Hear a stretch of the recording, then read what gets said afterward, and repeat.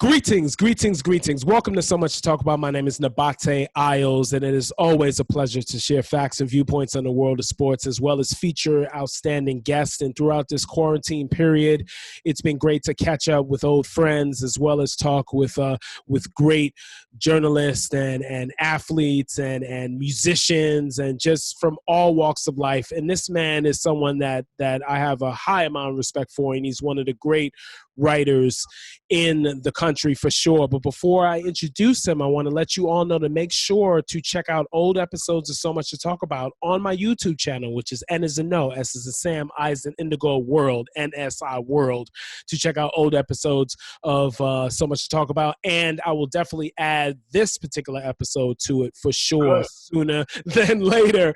This gentleman is... You look better like that? Or like that, I don't know.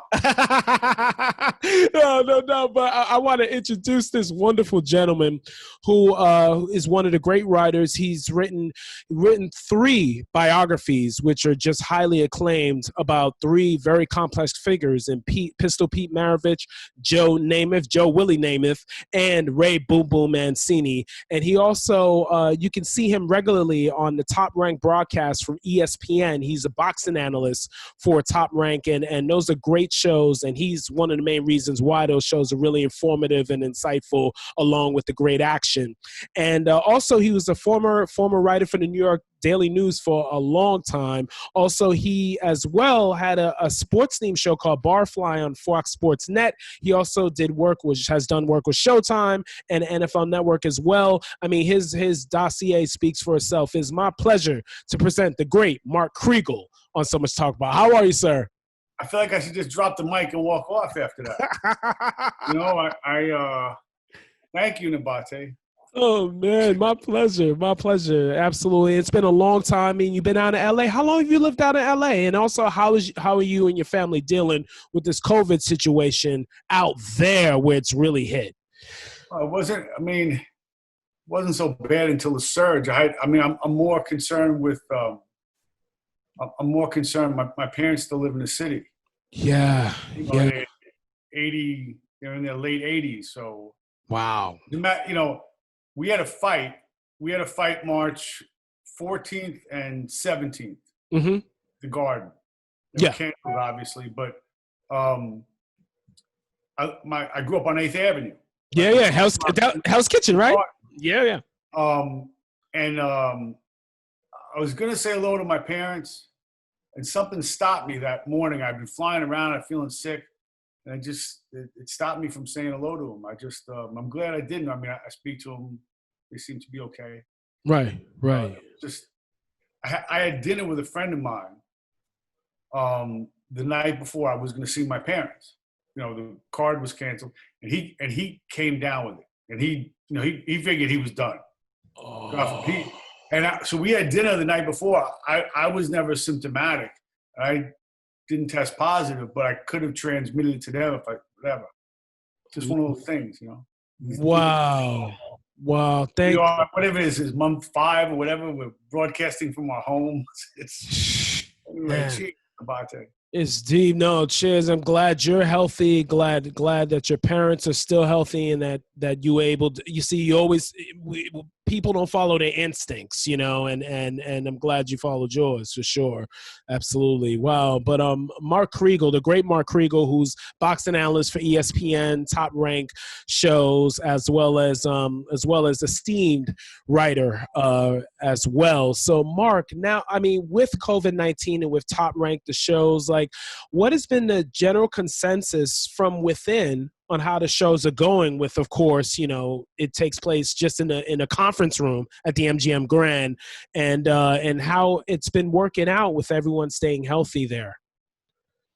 It was a massive, massive, massive undertaking.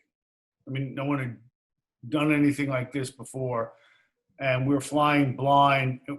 I think one of mechanically, in terms of the broadcast, it was difficult to learn how not to talk over each other because you have four people, and there's no there's a delay it's more substantial than it would. There's a delay, unlike you have when you're live in the arena. Yep. So we just we had to feel it out. Certain roles got modified, but I think that we hit a stride. We had to do a lot of hours. I mean, it wasn't like coming back and doing a fight here and a fight there. I think we had like 15 or 17 cards. We were going 2 or 3 cards a week, and the shows were like 3 and 4 hours. So it was a pretty intense experience. I do think that from inside the broadcast, we were really proud that we could do this, and that we could do it under that kind of duress. Some people hadn't seen their families for whatever it is, 47 days. They were just locked in that bubble. Yeah. And it was difficult. Listen, you had main event scratch. You had main event scratch twice, like Jamel Herring. Yeah. It was supposed to be our championship fight. And it's obviously difficult to put together the marquee matchups under these conditions. We tried to get stuff back up and running. I find it meaningful that boxing, the history of boxing on television is almost as old as television itself. And when the time came, we were really the first thing, basically the first live sport back in that way. Right. I know UFC was there too. They shifted around some, but going 2 and 3 times a week, that was tough. I'm proud of it. What happened? And UFC, the UFC give a good foundation on how to handle, the situation, on how to do testing and how to make sure everyone was isolated. We had different testing protocols. Mm-hmm. And they had the first show, I believe, but there's some stuff. I mean, I criticized them for, there was some, at the beginning, there was some type of clause where you couldn't criticize and the production. I'm not comfortable with that. I mean, boxing is built on criticism. Yeah. Yeah, exactly. The default position of everyone in boxing is, I heard that sucks. Yep. The first thing you hear about, yeah, that sucks. That's boxing. Yeah, I heard about that. Yeah, it sucks. Yeah. And I understand that. I come from that culture. But I think that our protocols, without shilling for the broadcast, were pretty rigorous and had to be consistent. And you're talking about like 5 to 7 fights a night. Yeah. So it's a different type of production. It's not you're not putting on championship fights all the time. You're having guys fall out. I don't think that anyone knew what the tests would reveal, or that the tests themselves are imperfect. There's the test with the nasal swab and the test you put down your throat. Different degrees of accuracy. Mm-hmm. But we learned to deal with it. And I thought certain things we did real well. And certain characters emerged, like this guy, Clay Collard, who doesn't look like a great fighter, but he put on great fights. You got to see some significant fights. Felix Verdejo. Yes. Coming out of the 2012 Olympics, was known as the only guy to really give Vasyl Lomachenko a fight. Mm-hmm. And there was a thought that he too may be a superstar, a prodigy, something. Yeah. And this is a guy who, I don't know if this is this isn't solely a boxing show, right? I mean, no. Okay, so for your audience, I mean, there was a thinking that this could be a great fighter, but something was wrong. He got into a motorcycle accident. Yeah. I think there was some question about his desire. That's right. His focus. You're right. Yeah, and then he got beat up one night at the Garden. So he figured the kid was done, and he came out and scored a first-round knockout on one of our shows against a real guy. And I think that means he's back. Doesn't answer all the questions, but I think that he would be a good opponent for anyone. You know, he could fight anyone in the lightweight division. Oh, absolutely. And because you know what he was supposed to be, and you have an idea of what he should look like, he becomes an instantly credible performer. Yeah.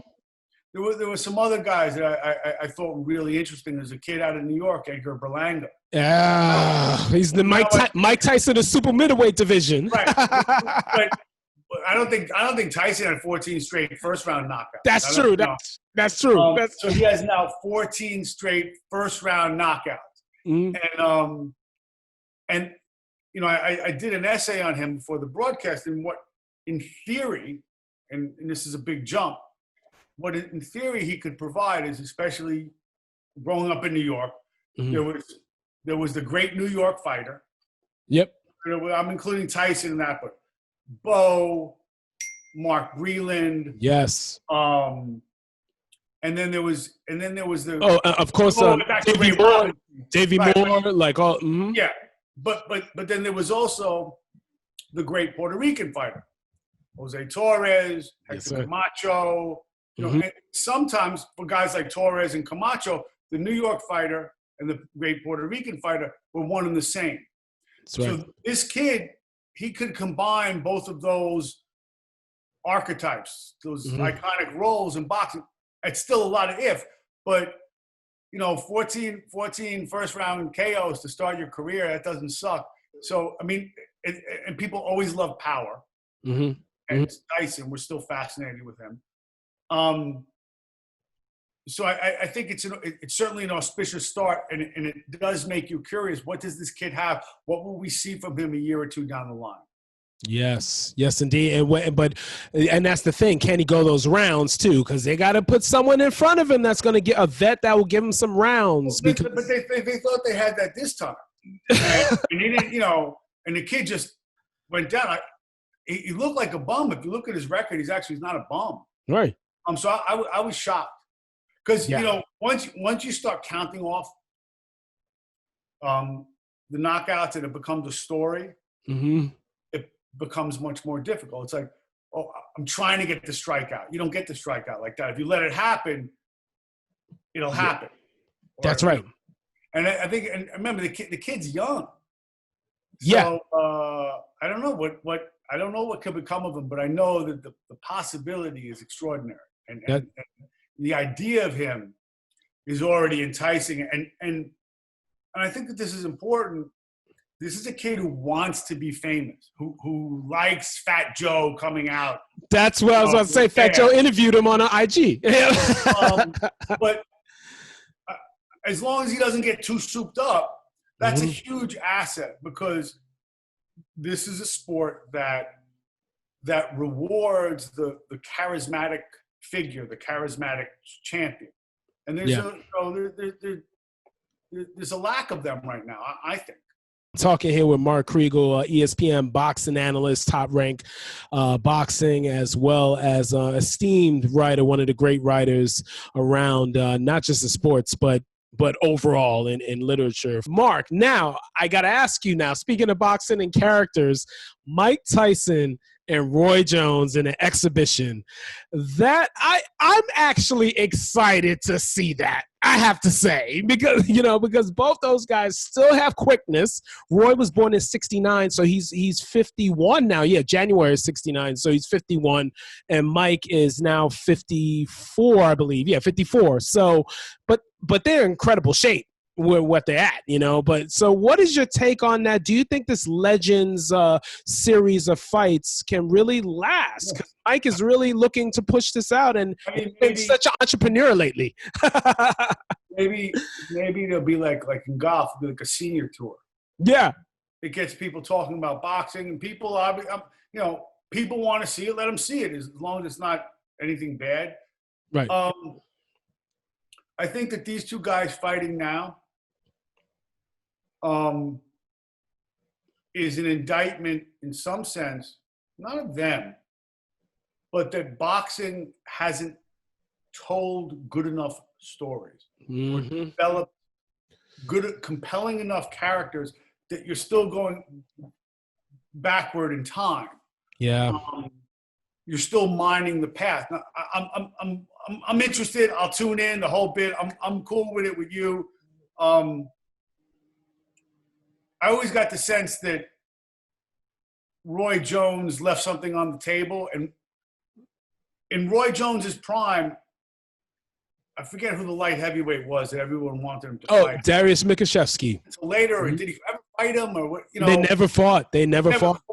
And yeah, I think Jones would have beat him. Absolutely, too fast. Yeah, but we don't know. And I always had the idea that Jones had to increase the degree of difficulty in his fights just to make it interesting. Instead of fighting, I'm going to go play ball, I'm going to rap, I'm going to then fight.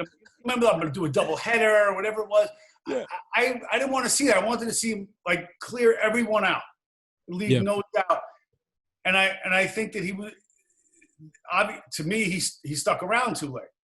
Yeah, of course. Yeah, unfortunate. Tyson lost his prime to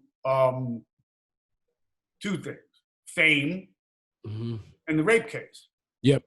And it's curious that Tyson hasn't been Tyson. I said this since the late 80s. So if you actually think about when the idea of Tyson was formed, when he was at the height of his power, when he should have been just coming into his prime. Right.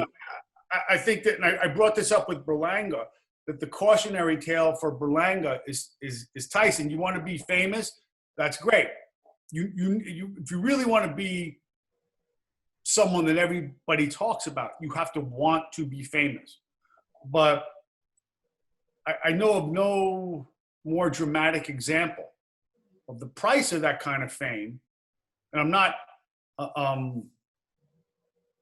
not exonerating Tyson from his responsibility in this either, believe me. But I know of no more dramatic example of the price of fame than Tyson. Like, fame is a form of insanity itself. Yeah. Yes. And I remember being a Cityside reporter and covering him. It was crazy. He was that famous. And everybody wanted a piece. And a lot of people who shouldn't have pieces got them, like Don King. Yeah. But anyway, going back to this fight, I think it's interesting. I'm all for it. It says something about boxing that we got two 50-year-old guys, and we're more interested in them than we are about the 20-somethings.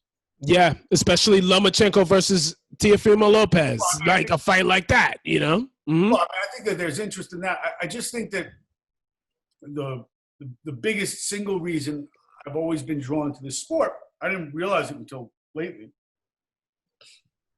is that this is the sport that depends more than any other on storytelling. I mean, boxing is storytelling. It's in its purest form. It's conflict. It's who the characters are. Do you like this guy? Do you hate that guy? And without the storytellers in boxing, I hate this, you're screwed. You're putting on fights that don't tell a story. Who cares? And that's that's the difficulty in this game.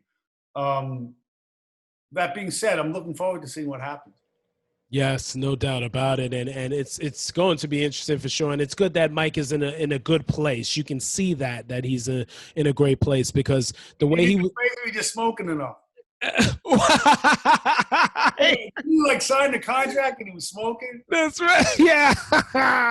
Mike. But here's the thing, though. It's definitely a kinder, gentler Mike Tyson. He's at peace. Yep. He's at peace.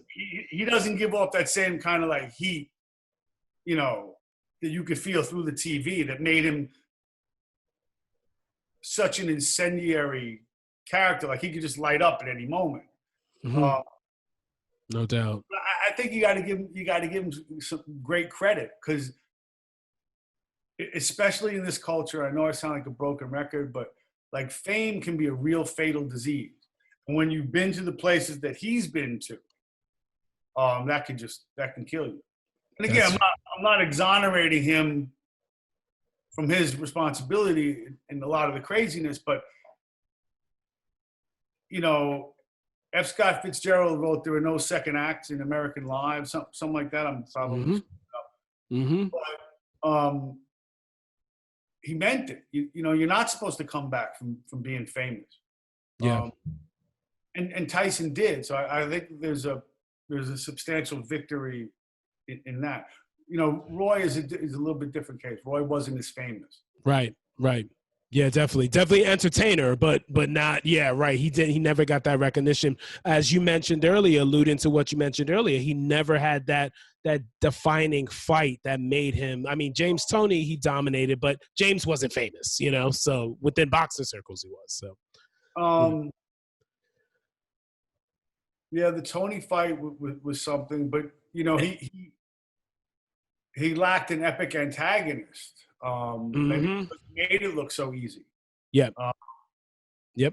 Absolutely. Wow. If you look back at beating Toney was really a substantial accomplishment, but maybe the problem with Roy was that he was so much better than everyone else that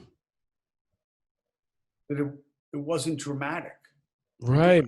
Look, Ali, I mean, for so long, basically, Roy was an undefeated fighter with no peer. That doesn't make for much drama. Ali was defeated, and it was completely dramatic. You know, that's why I think that again, like undefeated records are the most overrated thing in boxing. That's for sure. They don't really you don't necessarily tell you about what the guy has, but it's also, they're not, I think that one of the things that hurts boxing is all these goddamn undefeated. Can I say it? I'm sorry. Yeah, that's all right. All these undefeated records. Yeah. Yeah. You're right.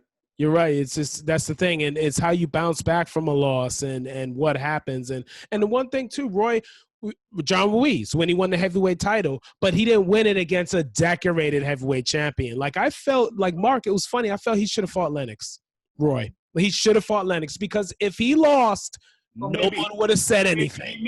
Maybe he knew better. Yeah, no, but it's so funny. Emmanuel Stewart, God rest his soul. Emmanuel Stewart said he said we would take Roy Jones very serious. Like, he actually was saying that Roy would have gave them a major problem, you know. But that's the thing. If he lost to Lennox, so what? So be it. But if he beat Lennox on points or something and dominated with speed, that he would have been the greatest fighter ever, Roy, for sure. For sure. So, but also, I mean, don't you guys stayed around too long? Yeah. And then Tarver, he went back down. It was invincible. All of a sudden, he kept taking fights and getting beat. Yeah, that's not how you want to remember Roy Jones, right? That has something to do with this. That, you know, neither guy wants to remember himself the way they went out.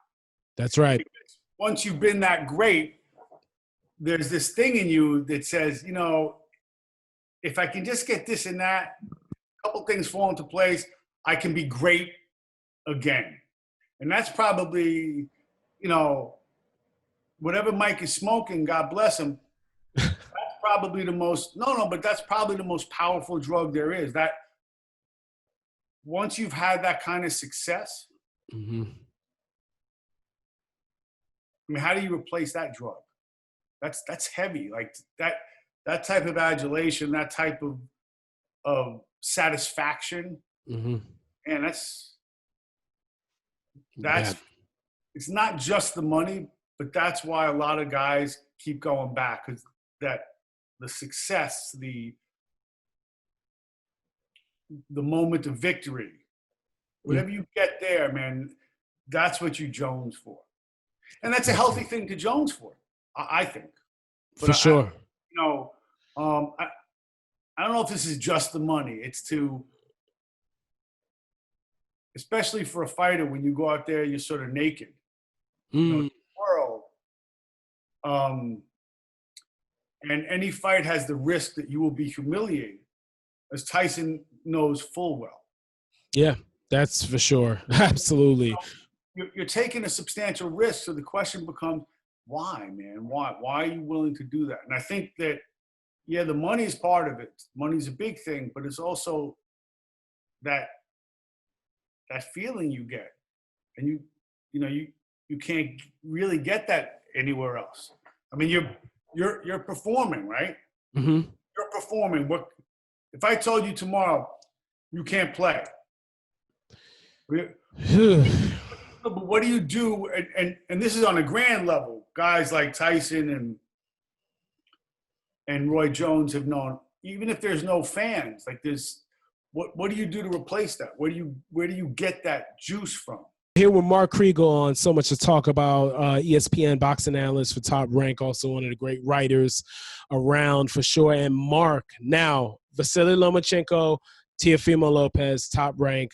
A lot of people are saying Lopez is not ready. I personally think that he is ready because I see Lomachenko going, he's getting a little long and just a little bit. I don't think he's at his prime anymore, for sure. But what do you think? Do you think Teofimo is ready for him? Ready to give him a good challenge? He's got a belt. He's ready. Mm-hmm. If you're not ready, don't accept the belt. I mean, I like that. Yep. But I mean, I think of course he's ready.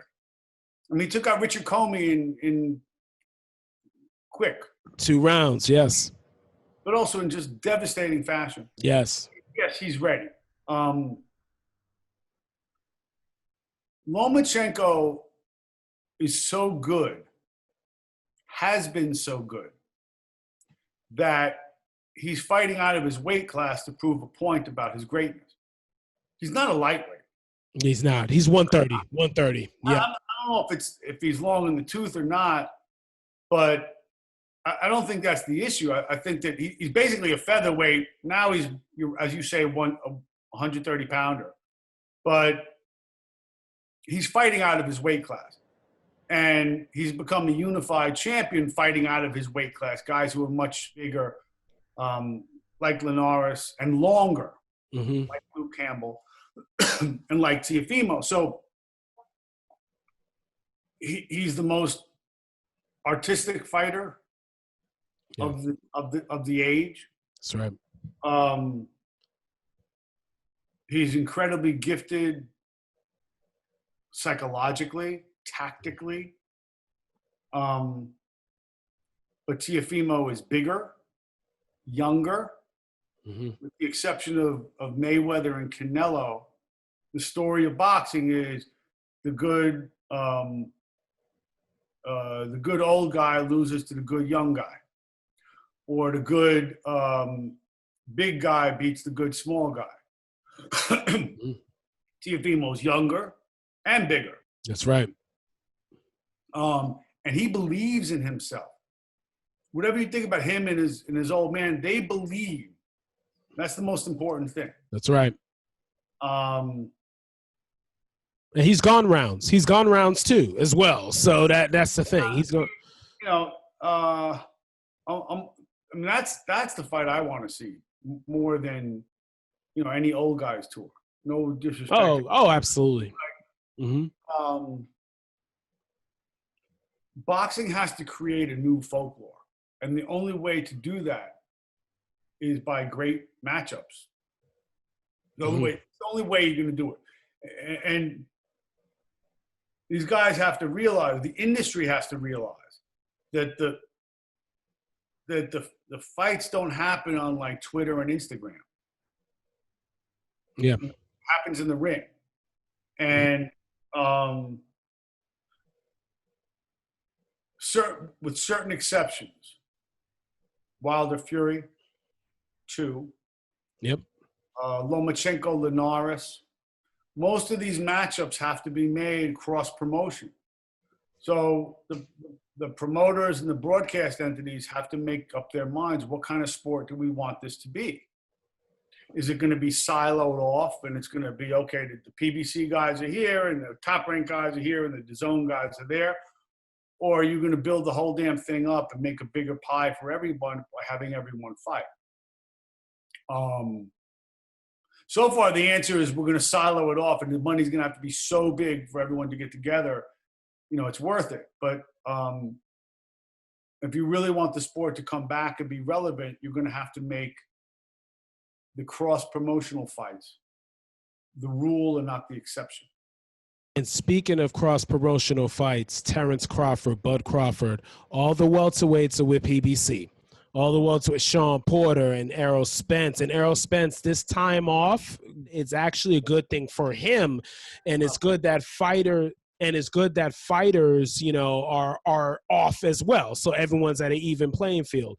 But you have Keith Thurman as well, Manny Pacquiao. Those are the four of the top five welterweights, and you have Terence Crawford as that other fifth, and he's the number one welterweight in the world. So when is that going to happen? When is Bob? I'm surprised Bob Arum and Al Heyman haven't, during this time, tried to figure out something. It would be great if they did a Super Six tournament in the welterweight division. It would be great, but it ain't going to happen.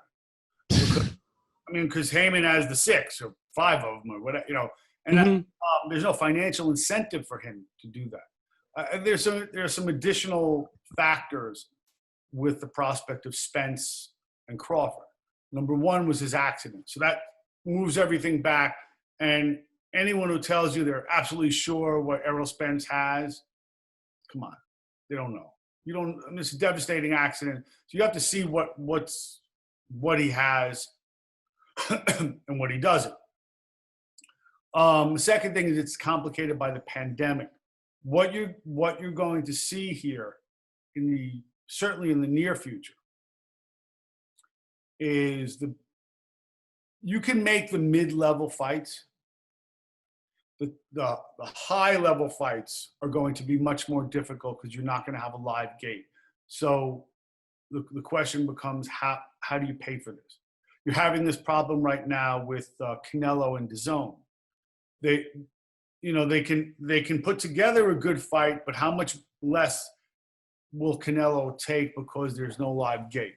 It seems pretty clear from the news that the money they're struggling. Take less.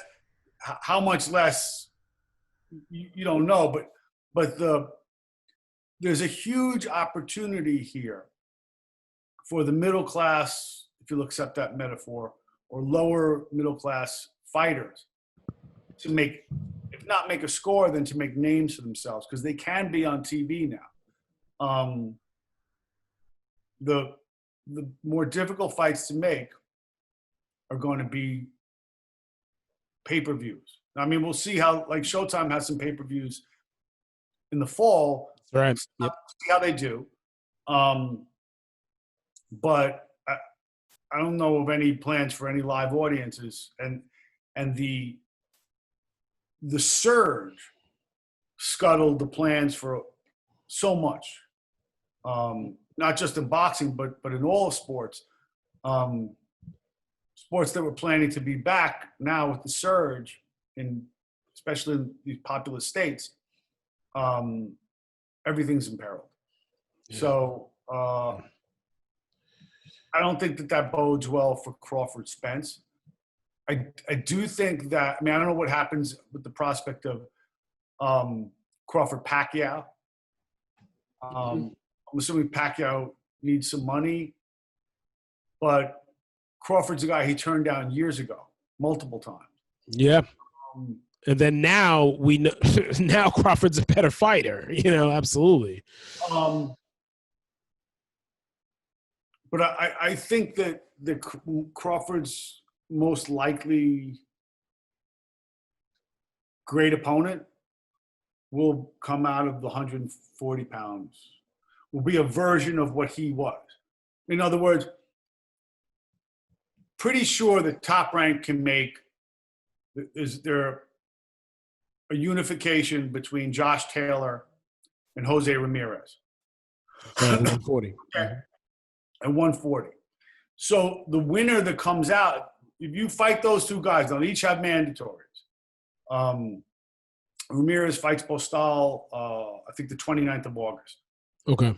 Well, let's say, so Ramirez and Josh Taylor from Scotland fight. Mm-hmm. Both excellent fighters, each of them undefeated, each with 2 belts. So the winner comes out undefeated with 4 belts. That's a formidable, interesting, worthy opponent with a lot of heat on him for Terence Crawford. Because that's what Terence Crawford was, whatever it was, 2 years ago. Mm-hmm. Undefeated 140, unified 140 pounder. I'm not just unified, but 4 belts. So Right. he'd be facing a version of himself. I think that would be a great fight, Mm-hmm. potential. And it wouldn't carry the same, I think it'll be easier to make. You're dealing with one promoter. I still don't think the unified champion would have a cost prohibitive price, you know. Anyway, that's where I think his likely next great opponent comes from. Well, Steve, yeah, because it's a shame because this is a time where, especially this pandemic has hit. It's been 5 months as we've talked about, and I think boxing needs to make because UFC is just running away with things. I mean, they're having these events, they're having all these super fights, and boxing has to find a way to just come together and just really for the sake of the sport. But as you and I know, not everyone thinks about the sport. One of the big differences is look at a guy like this Masvidal. Mm-hmm. All right, he's the hottest guy out there, one of the hottest guys out there. How many losses does he have? 8, 9, 10? I don't know. I don't know what he has. But right. You know, if you have a loss in the UFC, you're not banished to the netherworld. You're not. It's not like a mark of shame. It's not a scarlet letter. Mm-hmm. You can come back. That's right. And it's all about your winning streak, the winning streak you have in the dominance. And if you lose, yeah. Mm-hmm. But the UFC is also essentially a promotional monopoly. That's right. But they've done a great job branding. Also, I mean, look, the fights are, because of the nature of the sport, the fights are action fights. And one of the problems boxing has had is that fans, especially casual fans, aren't so crazy about excellent defensive fighters. They want to see blood and guts. Yeah. So that's a problem for the sport. And I mean, look, no one cared about Floyd Mayweather, who didn't get his due as an offensive fighter until he was a bad guy. Yeah. Until he was a heel and found a way to promote himself. Mm-hmm. And Bob Arum made that mistake, and he admits to it. He made that mistake that he didn't see the hip-hop sensibility, the brashness. And, I mean, because Bob Arum had Sugar Ray Leonard. He had Oscar De La Hoya. He could have made the same star out of Floyd, you know? Well, I think that was the mistake. He tried to make the same star out of Floyd. Right, that didn't adjust. That he did out of De La Hoya. Yeah, didn't adjust. That's what I meant. Yeah.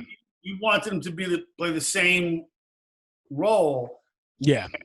Everyone had seen that movie. It wasn't, I don't know if it wasn't Floyd. Was he Pretty Boy Floyd? Yeah, Pretty Boy Floyd. And times change, too. Times change. It was a big difference between the early 90s to mid-90s to the 2000s, especially in pop culture. Especially, you know? Well, I mean, we'd already seen Tyson by then. Mm-hmm. Wasn't a good guy. Wasn't, you know, especially when he came back out, he was a scary guy. Mm-hmm. That's what he was like sold as. But anyway. No question about that. So now, Mark, I want to ask you the 3 biographies, the brilliant biographies you wrote about Pistol Pete Maravich, Joe Willie Namath, and Ray Boom Boom Mancini. Now, it's interesting. Now, I don't know if you dabble into screenplays or anything like that, but if you were to write a screenplay on one of your 3 books, which character is so compelling that, like, which one would be the first screenplay from the biographies that you wrote? Maravich or Boom Boom. I mean, Boom Boom is my favorite. Mm-hmm. And I think that Boom Boom's also about like Hollywood in a certain way. Mm-hmm. The idea of the fighter. But Maravich is pretty interesting. Maravich is a darker story, I think. Yeah. But I don't know. It depends on what day of the week. It could be Maravich. It could be Boom Boom. Before I let you go, Mark, what's next for Mark Kriegel? What any books, projects coming up? Tell me what's next. I want to get away with my girlfriend for a week. 6 weeks. I got something I can't talk about. I don't know. I can't. Okay, novel. Not a novel. Excuse me, a book. Biography or a novel? I don't know what it is. I don't know if it's a. I don't know if it's a biography. I don't know if it's a TV series. I'm sorry, but it's the most interesting dude I ever met. Okay. Okay. I can't tell you who it is. I'm sorry, and I can't tell you what it. I don't know what it is yet. I know it's something. But, maybe a couple of years I'll come back and say, "Oh yeah, it was this guy." Wow. Well, I look forward to that. Definitely, for sure. Absolutely. And Mark, I want to say thank you for joining me on So Much to Talk About, and great to have you on once again. And let me tell you, you definitely are a pillar of great writing and a pillar of just great insight. And I enjoy your pieces and been a fan of yours for years, for sure. Thank you so much, Mike. Wow. Thank you. And thank you all for watching So Much to Talk About. Be safe, be healthy, stay woke. Black Lives Matter. Take care, everyone. Bye-bye.